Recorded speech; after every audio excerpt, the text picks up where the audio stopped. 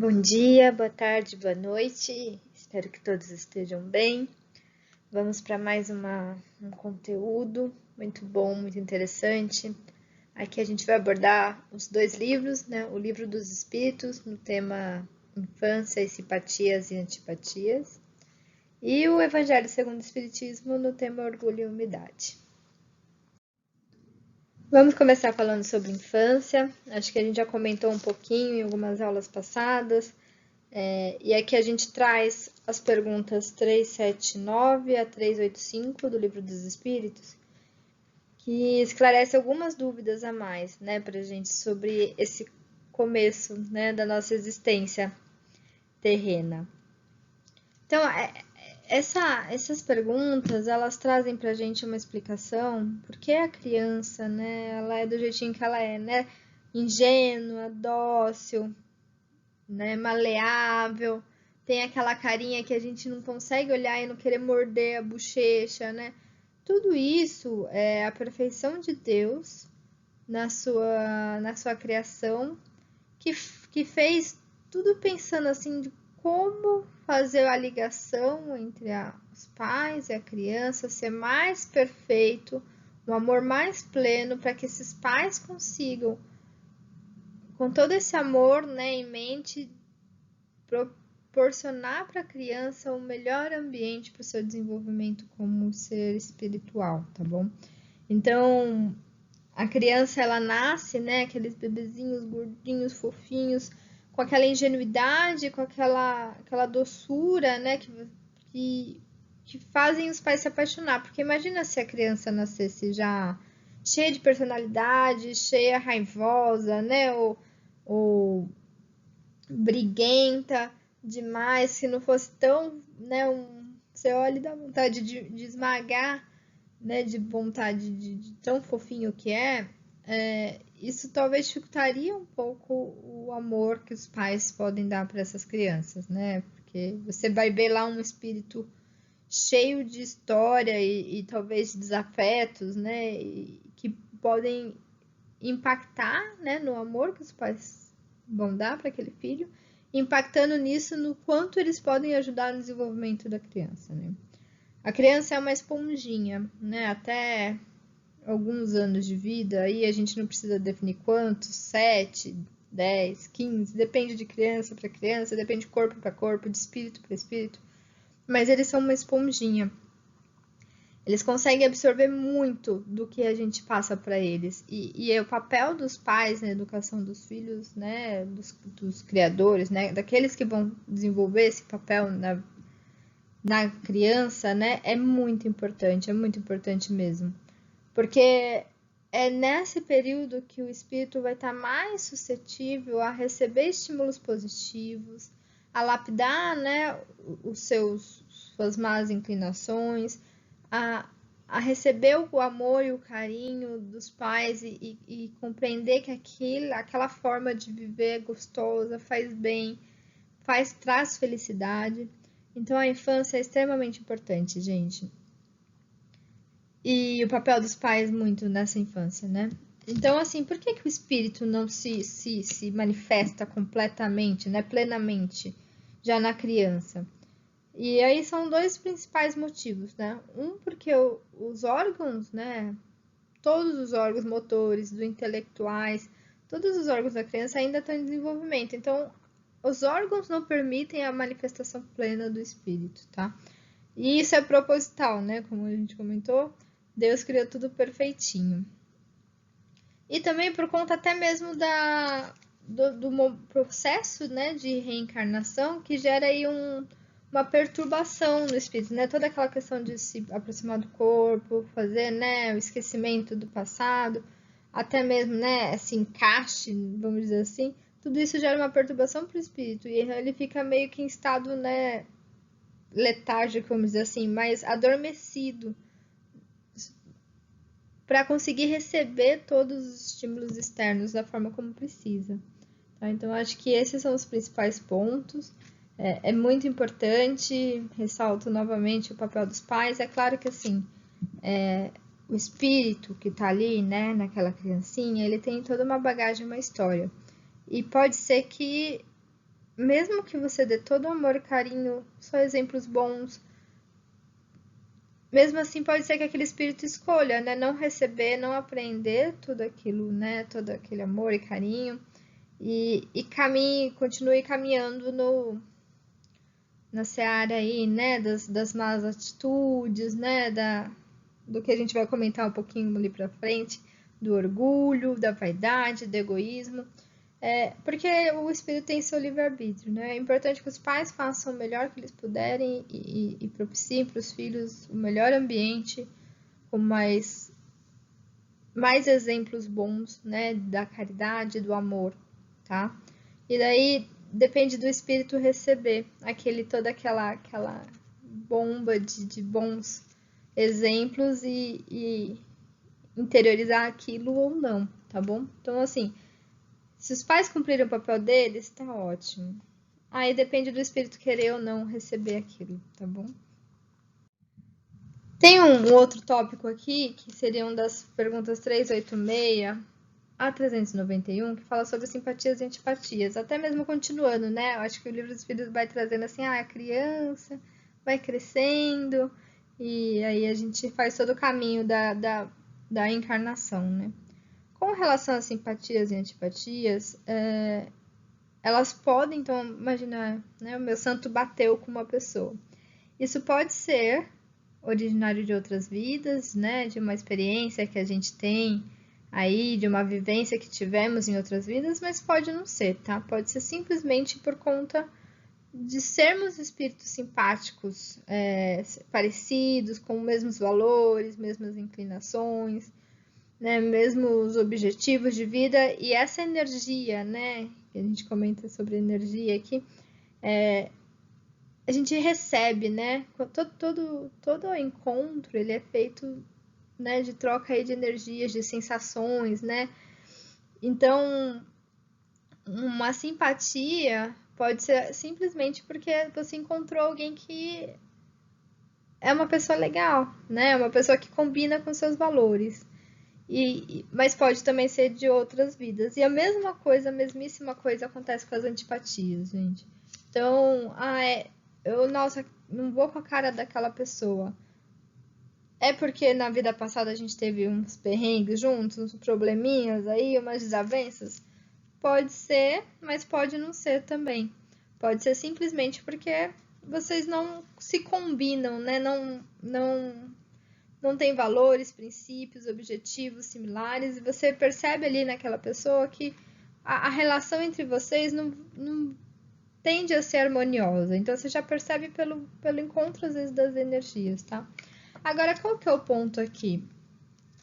Um espírito que, né, está mais no início da sua evolução moral, ele vai ter essas simpatias e antipatias, e principalmente nas antipatias, ele vai ter uma repulsa, né? Até gerar ódio, gerar as desavenças, os problemas, vai querer, né, atrapalhar a vida daquele outro porque ele não gosta daquela pessoa. E ele, como ele ainda não buscou, né, não encontrou a felicidade, ele vai tentar trazer infelicidade para todos aqueles que estão ao redor, especialmente para aqueles que ele não gosta. Então, a forma como você lida com as suas antipatias, principalmente, ela demonstra muito da sua evolução, né? De como você consegue entender que as pessoas são diferentes e daí ter aquela outra palavrinha que tudo está dentro da apatia, que é empatia. Entender que aquele outro é diferente, que tudo bem, você não precisa, né, morrer de amores por ele, mas você também não precisa odiá-lo. Né? Então, quando um bom espírito tem essa sensação de antipatia com o outro, ele coloca em primeiro plano a sua empatia, vamos dizer assim, né? E percebe que aquele espírito ainda está em evolução, que ele, né, que as relações entre eles não vão ser as melhores, né? Talvez tenta evitá-lo, lastimá-lo, rezar por ele, mas não vai odiá-lo, né? Porque ele entende que é uma questão de momento, assim, que aquele espírito que ele teve a antipatia é para ser temporário, né? Porque em algum momento ambos vão evoluir e vão estar no mesmo grau aí de simpatia entre eles, tá? Então é momentâneo essas antipatias. Acho que basicamente é isso. Tá bom, gente? E vamos agora para o nosso terceiro tópico aqui, que fala sobre o orgulho e a humildade, tá? Aqui a gente pega, dentro do capítulo 7 do Evangelho, a gente tem um tópico que é a instrução dos espíritos, orgulho e humildade. E aqui a gente tem, acho que basicamente, se eu não me engano, 2 espíritos que eles fazem uma declaração, né, sobre esse assunto, orgulho e humildade. É interessante, assim, você, pelo menos eu, né, lendo esse discurso, né, essa narrativa deles, fica muito claro, pelo menos para mim, a questão cultural que tinha na época, nessa transição ainda entre o catolicismo, provavelmente, né, e a questão de Deus punitivo, porque algumas falas, tem uma fala que eu achei bem interessante assim, que fica muito claro que ele fala assim, olha, se você não for pelo caminho da humildade, né, assim, em resumo, né, talvez seu anjo da guarda te abandone e você fique a ver navios, sabe? Como se fosse assim, Deus vai tirar seu anjo da guarda. E não é isso, tá, gente? Acho que, pelo menos assim, na minha visão, isso não é o que acontece, tá? Então vamos falar o seguinte. Eu, né, como um espírito em evolução, eu tenho muito orgulho. O orgulho é muito forte dentro de mim. Eu não quero largar esse orgulho de jeito nenhum. E daí, o meu anjo da guarda tenta, né? Tenta me ajudar, me orientar, me indicar o melhor caminho, me mandar boas vibrações. Eu não escuto, não escuto, não escuto. Deus não vai me dar de castigo tirando o meu anjo da guarda, né? O meu espírito aí, o meu mentor, né? O que ele pode fazer? Esse espírito mentor pode se afastar um pouco, porque ele vê que ele não tem o caminho ali, não está conseguindo chegar em mim daquele jeito, buscar, né, mais conhecimentos ou mais técnicas, ou aguardar o melhor momento para a gente se conectar. Pode até ter uma troca, né, talvez de um anjo da guarda, mas Deus nunca nos deixa desamparados, tá? Eu acho que essa partezinha me marcou bastante quando estava lendo, estudando, e eu acho que é muito importante a gente entender que quem escreveu, né, essas declarações foram espíritos que também estavam em evolução. E até no começo de uma fala ele coloca isso, né? Espero, por favor, né, que eu consiga chegar no coração das pessoas, né, que eu consiga ajudá-los, me dê as melhores palavras para falar. E realmente essas palavras eram, com certeza, faziam muito sentido para aquele momento de transição entre as culturas, né, de Deus punitivo para um Deus do amor e da bondade e da perfeição, tá bom? Então, assim, acho que isso que a gente comenta bastante sempre, leia tudo que tem, até mesmo aqui, né? A gente está aqui no nosso livro de estudo, né? Na codificação, no Evangelho. É importante a gente sempre filtrar, porque tem toda uma questão temporal, uma questão cultural, que fazia sentido ser escrito daquela forma naquele período, né? Mas focando aqui no assunto, orgulho e humildade, o que é muito importante para gente é deixar claro que um é o oposto do outro, tá? E é o que a gente tem que buscar a humildade em todos os sentidos, né? Por quê? Porque o orgulho, eles nos põe para baixo, eles nos faz valorizar aquilo que não precisa ser valorizado, aquilo que não faz sentido para nossa evolução espiritual. Então, uma pessoa orgulhosa, ela valoriza da posição, do status que ela tem, da família que ela veio, dos recursos que ela tem, né, do dinheiro, se ela é rica, do cargo que ela tem. Tudo isso é orgulho, né? Infla o seu orgulho e faz você falar, nossa, como eu sou incrível. sendo que nada disso é importante para a nossa evolução. São apenas situações e momentos que a gente tem para, na verdade, passar por provas e tentar superá-las, né, sem o orgulho, né? E se a gente deixa o orgulho falar mais alto nesses momentos, a gente não consegue ter a evolução, né, ter aquela lição aprendida, tá bom? Acho que isso é importante, assim, o amor, a caridade, a humildade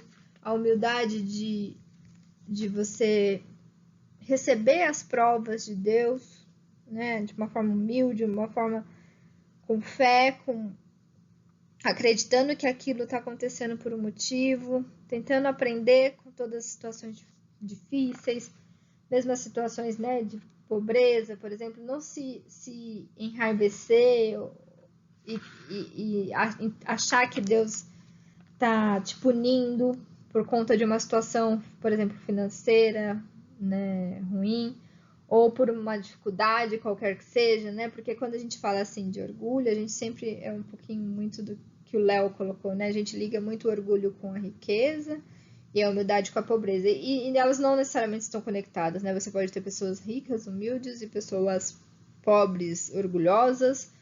Elas não estão necessariamente conectadas, mas a maioria das vezes acaba sendo, né? A prova vem trazer aquilo que a pessoa precisa desenvolver e quando a gente tem uma questão, né? Uma situação financeira superior, é onde mais a gente consegue realmente colocar à prova o nosso orgulho ou não, tá bom?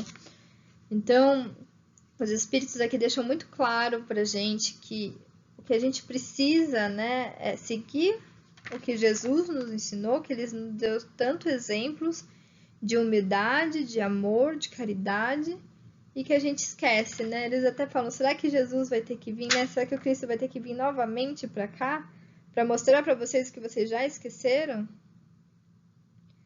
Né? Porque a gente esquece, né? No nosso dia a dia a gente esquece, é muito difícil seguir com a humildade, com o amor e com a caridade em todos os momentos, porque em alguma situação a gente vai ter aquele orgulho ferido, aquela pessoa vai nos ofender, e daí na hora que você se sente ofendido, né, acho que é uma característica meio natural, não sei se eu poderia dizer assim, do ser humano, que quando você se sente agredido, ofendido, você tende a agredir de volta para se defender, né? Muitas pessoas fazem isso. Então, quando você tem o seu orgulho ferido, você quer ferir o orgulho do outro e fica nessa simbiose negativa, né? Então, é muito importante que a gente tenha sempre a humildade, né? De não nos revoltarmos, de olharmos aquela situação, seja ela favorável ou desfavorável, como uma prova, né? Uma possibilidade de aprender e desenvolver, e sempre que possível, sempre ajudar os outros, fora da caridade e na salvação. Por hoje era isso, gente. Muito obrigada. Espero que vocês tenham gostado. Vamos conversar um pouquinho aí na aula. Até mais.